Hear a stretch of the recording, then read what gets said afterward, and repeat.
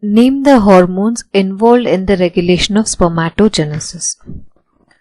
Students, in the previous question, we learnt the process of spermatogenesis. Now, we will be learning the hormones which will actually regulate this process. Now, all these events in the body does not occur automatically. They are regulated by the certain hormones. Now, in case of spermatogenesis, the main hormones are follicle stimulating hormone, luteinizing hormone, testosterone and inhibin. So, we will be learning how these hormones regulate the process of spermatogenesis. Now, first there is a hormone called as GnRH. They are gonadotropin releasing hormones. Now, these are of the hypothalamus and they they're released by the hypothalamus, and their binding site is the anterior pituitary.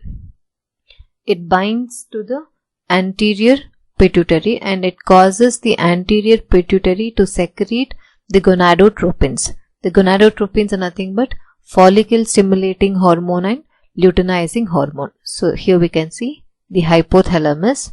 It releases the hormone GnRH. They bind to the anterior pituitary. Now it causes the release of luteinizing hormone and follicle stimulating hormone. The same thing is depicted over here. So two hormones are released. Now the binding site of FSH is Sertoli cells, which is present inside the testes, and Leydig cells, they are present in between the seminiferous tubule. So both are present within the testes. So that's the reason why both the arrow marks are shown here. Now if we are specific, FSH binds to the Sertoli cells, LH binds to the Leydig cells. They're also called as interstitial cells.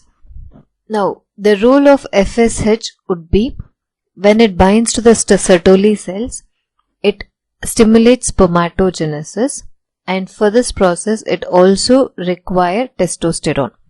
Now LH, when it binds to the Leydig cells, it causes the Leydig cells to secrete a hormone called testosterone. Now the testosterone comes and binds to the Sertoli cells. In the presence of both these two hormones, gametogenesis takes place, that is spermatogenesis occur.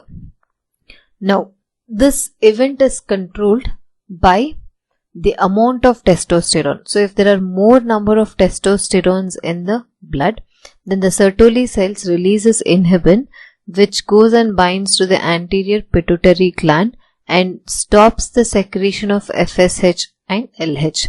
So this is called as negative feedback mechanism. And at the same time, testosterone can bind to anterior pituitary as well as hypothalamus and stop the secretion of their hormones respectively. So hypothalamus stops producing gonadotropin releasing hormone, anterior pituitary stops secreting FSH and LH when there is a higher concentration of testosterone in the blood. So these are the main hormones which regulates the process of spermatogenesis. So they are follicle stimulating hormone, luteinizing hormone, testosterone, inhibin and gonadotropin releasing hormone. So all work together in a coordinated manner and regulate the process of spermatogenesis.